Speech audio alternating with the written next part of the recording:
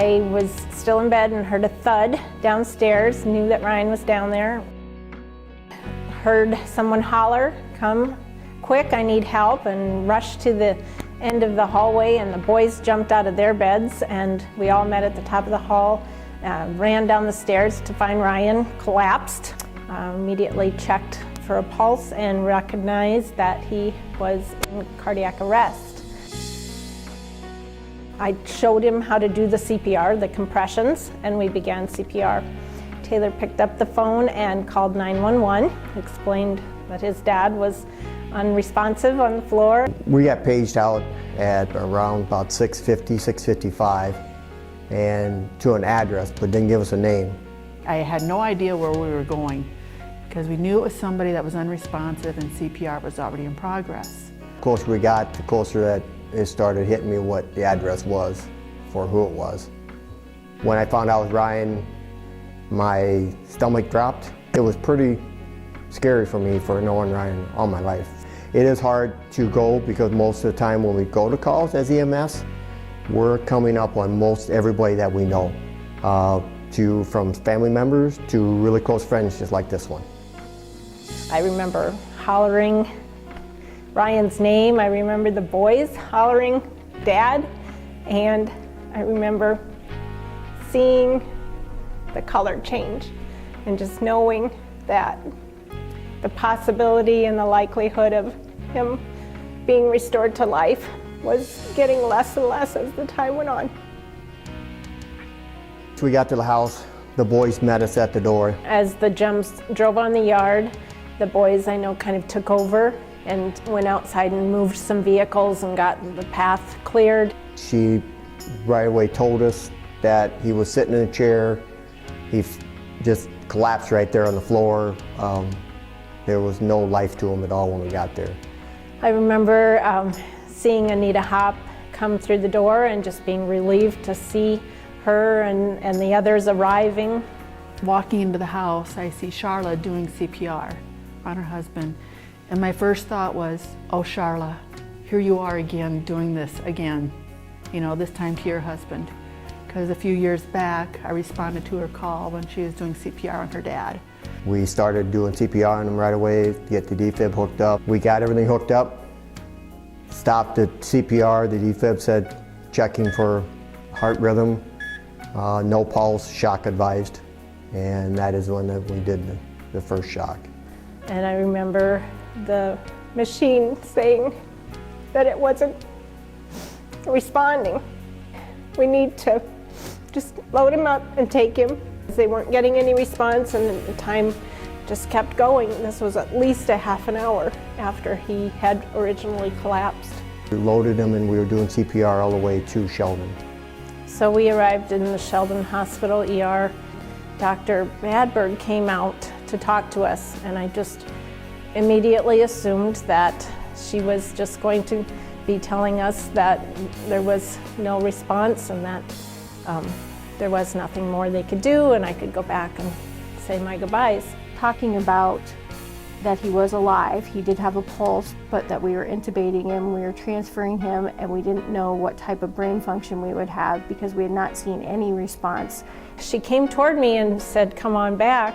I walked into the emergency room and saw Ryan laying there, but there were people all around him, and they were continuing to work on him, ordering x-rays and blood work and intubating him more. And I was confused at first, and then she said, well, somewhere between leaving our house and Sheldon, his heart had responded, and they started to get a heartbeat back. Then we started cooling his body because in any cardiac arrest, to try to preserve brain function, we want to drop their core body temperature down into the low 90s. And so we packed him with ice, getting ready to go. And I remember talking to people afterwards that I didn't know if this was a good save, because sometimes if it's not a good save, you actually create more problems for the family than you did if you hadn't saved him. I remember saying to my sister-in-law, this may just be the beginning of another difficult decision that we have to make in the future. Thinking that as 30 minutes of CPR is generally not an indication of a good outcome. We were instructed to just begin that terrible long journey of driving to Sioux Falls from Sheldon, and it was a time when I began to plan Ryan's funeral. I actually thought who I would have sing, and questioning how I would go through life from this point on.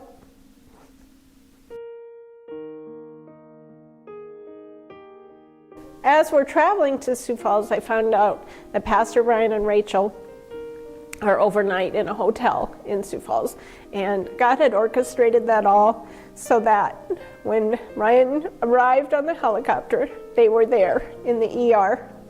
I remember watching that helicopter land and wondering if Ryan was even alive at that point. And then about an hour later, Charla and the boys walking through those ER doors was just a kind of a shocked look on their face.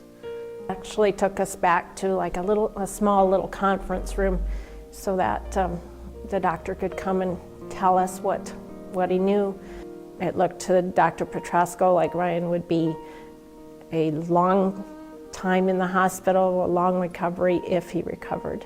That ER doctor being really kind of brutally honest, and he was preparing Charla and the boys that this wasn't going to turn out well. Surrounded by family and the intensive care waiting room, and hearing other families talk about their stories, and knowing that there was a lot of pain, a lot of uncertainty at that point in a lot of people's lives, and not knowing what the future held, but still an assurance that God was in control. Saturday evening, the doctor said that they could start to take Ryan out of his drug-induced coma and see what kind of response they were going to get. What were they going to get when they did wake him up? Because they keep him cooled and on a ventilator for 24 hours to let the brain heal. And then as they wake him up, what were they going to get, and what type of end outcome? Would he be able to farm? Would he be able to recognize his kids or participate? Would he end up in a nursing home, or would he even live? As I watched that first time that they weaned him down off of that medicine, I remember him moving his extremities, but his hands were curled, and it was no purposeful movement. He wasn't responding to their commands, and it looked extremely hopeless. He had that look of when someone has that traumatic brain injury. And I remember driving home and just explaining to my wife, and we just prayed. We just said, Lord, if he's not gonna be Ryan, just take him. Just please take him. That whatever his future held, it would never be the same. He would never be functioning to the degree that he could live at home or be a father to the kids. And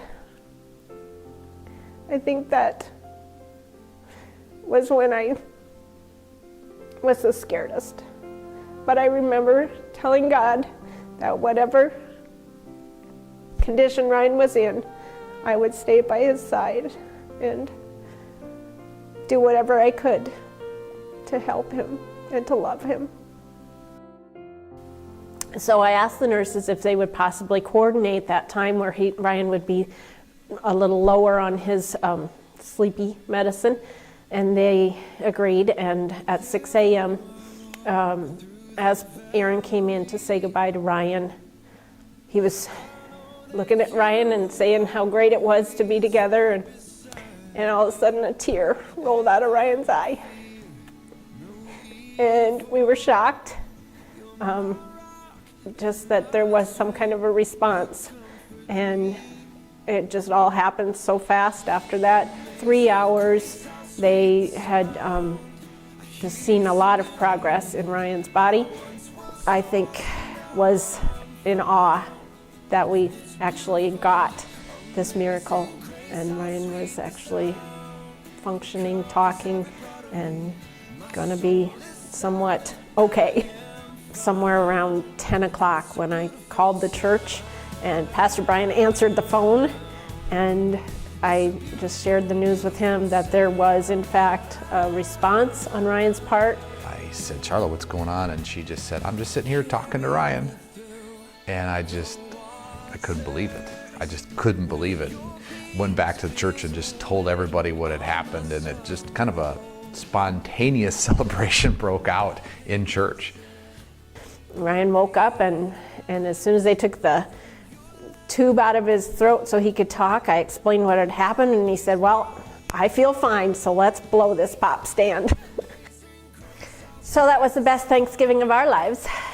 By Wednesday, Ryan had had a defibrillator put in, and he was able to come home on that Wednesday, not even a week after having cardiac arrested. And I remember not having a big celebration, not having a big Thanksgiving dinner that year, but just sitting around as a family and just sharing how grateful we were for God's goodness and His grace and His mercy. Ryan has been just restored completely, and we are just so grateful for the miracle God gave us. I know that the gems were part of that, and I know that God had orchestrated everything so people were there to intervene when we needed it. Ultimately, He is the great physician, and He is the one that gave us this miracle. But it took the hands of people who serve and who give, and they don't always get the good results. I do remember one of the GEMS guys came that Thanksgiving Day, and he just wanted to see Ryan for real, because he said, I've never defibrillated someone and had them live through it. So it was encouraging to them. I hope they're encouraged every time they go out on a call, that they are the hands and feet of Jesus, and what they're doing is critical to this community, and we can't thank them enough for being willing to serve that day and every day.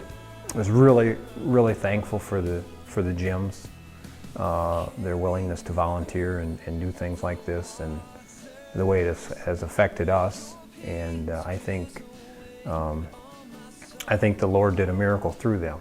You know, I feel that it was truly a miracle, because if anything had been off, it would have been a totally different outcome. I really think differently when I see the helicopter go across or go over our house or whatever. Then I really think, you know, I a lot of times stop and pray and think, well, wonder who's in there and what's going on. And But seeing Ryan today, see him up and walking, he is a miracle, a miracle. the Lord has given me a gift again, and I think there's a reason that I lived, and I hope I can affect other people. With the Thanksgiving time of year, I am really thankful for the family I have, and my wife and my boys, and just the close friends, and thankful for the church family. Really thankful the community we live in, the values and the people that are willing to do different things in the community, and it's just a great place to raise a family and to live. I don't think I'd ever want to live any other place. It gets a little cold and nasty here, but other than that, it's not so bad. And show God's glory and how good He is.